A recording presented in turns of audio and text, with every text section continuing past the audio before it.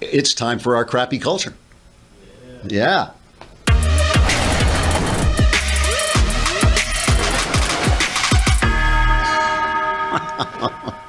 So, here's the thing that I wanted to get back to about where we're at. And it's actually what Knowles was talking about, too. The incredible amount of anger in our culture and the incredible division comes at the same time as the economy is doing well. People are not racist like they used to be. There's always going to be racism in the world. People are people, and there's always going to be that stuff around. And I'm sorry for it. It makes my heart hurt to see it sometimes, especially when it, when it hurts little people. That is always the worst thing, when it hurts kids and all this stuff. But it's always going to be around. The country is actually, we're not at war. The crime rate is down. Whence comes this incredible rage that everybody seems to be feeling and that the press is ginning up? And what that YouTube lady was talking about is when you live your ordinary life. I mean, I live in LA. Everybody is every different color here. I'm always everywhere that I go out. I never walk into a room that's all black people or all white people or all anybody. We're all here together. People are gracious. People are kind to one another. People talk to one another.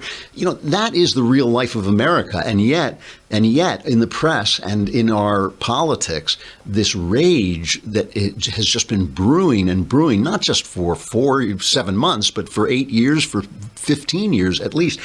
Very recently, it has come out that the second leading cause of death in young adults is suicide. That is an incredible statistic. Most young people, if they die by accident. I mean, car crashes, things like that.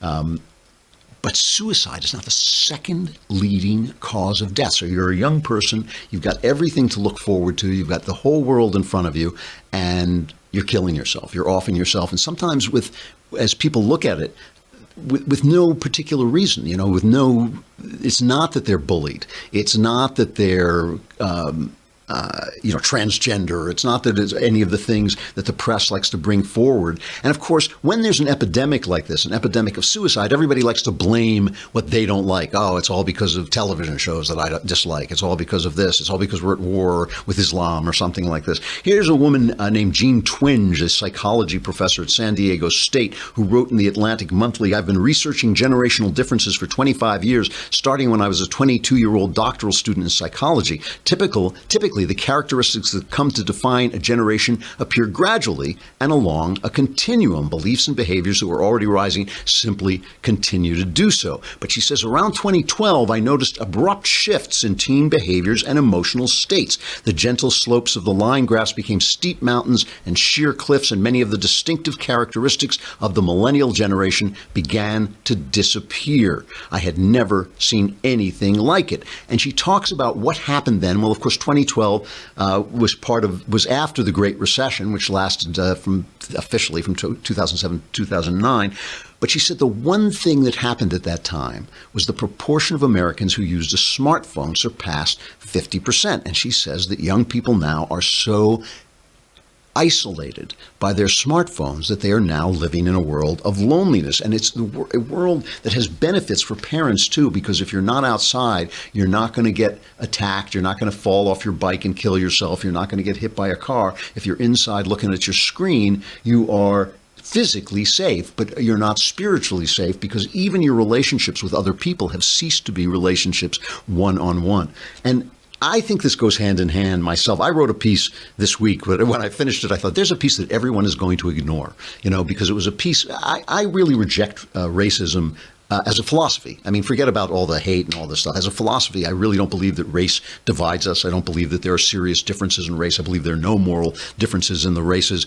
I don't believe that the genetics over time has real effect. I believe everything is ideas. I don't believe that we're physical creatures. I believe what's important about us is our minds. I mean, the idea that, that we try so hard to make everything materialistic. We say it's the problem with Islam is that the young men don't have jobs. The problem with Islam is the ideas in Islam. It's what the ideas do to the human soul. And if you don't have the idea that another person is a soul, another person, that you're talking to somebody eternal who really exists in ways that you can't see, see, then their opinions just become things to you. They don't become expressions of that soul. They just become things that get in your way. And when you're talking to people through a screen all the time and never looking into somebody else's eyes, it becomes easy. You know, one of the reasons I don't go on Twitter, I'm on Twitter a lot, but I don't go on Twitter and yell at people. I don't call people names. I mean, the harshest thing I ever say is that somebody's a knucklehead. And when I say that, I'm talking to somebody with power. I'll say that to Rolling Stone magazine or something like that, but I won't say it to an ordinary person who disagrees with me. I never do it, is because I remember that on the other side of the screen there is another human being, another soul who may have problems that I don't think about at all. I think this division, this isolation, this idea that we are bags of chemicals sparked with electricity instead of spiritual beings, eternal spiritual beings, has really broken us. It has really broken us, and we're screaming at one another over statues. Because why not? If all we are is material, we're all statues. We're screaming at each other over statues. We're screaming at each other over, whether Donald Trump condemned something enough, whether he, said the exact right words. This is what we're screaming about. And yes, the press is to blame. Yes, CNN is to blame. The media is to blame. But there's something in us that has lost the plot of what it means to be a human being. And I think these kids killing themselves are part of that. That is our crappy culture, and it certainly is crappy. But we are here to fix it. That is why each one of us has come, and each one of us will do our part, and we will turn it around. We really will. I don't think this is the end at all. I think this is the end of something. I really do think it is the end of the post-war consensus. We will build a new consensus. Let's hope it's a better one. I'm Andrew Klavan. This is the Andrew Klavan Show. We've got a guest tomorrow. We have Dinesh.